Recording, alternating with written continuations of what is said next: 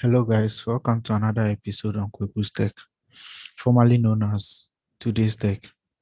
Today, we are coming to look at some of the new products Apple has released. But before then, don't forget to subscribe, like, and comment below.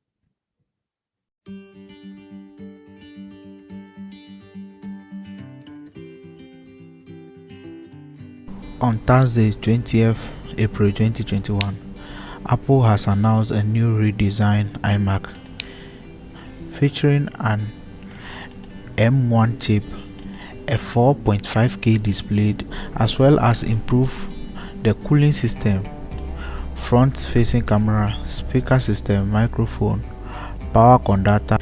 This product comes in 7 different colors and 2 different sizes. That is the 24-inch and the 31.5 inches. This iMac offers 2 Thunderbolt ports and the 8-core configuration. Also added 2 additional C-type ports and a 1GB Ethernet port in the power adapter. Support Wi-Fi 6 and external display with up to 6K resolution. Wow! Such as the Pro Display XDR. Apple also announced their keyboard, which comes with a fingerprint sensor.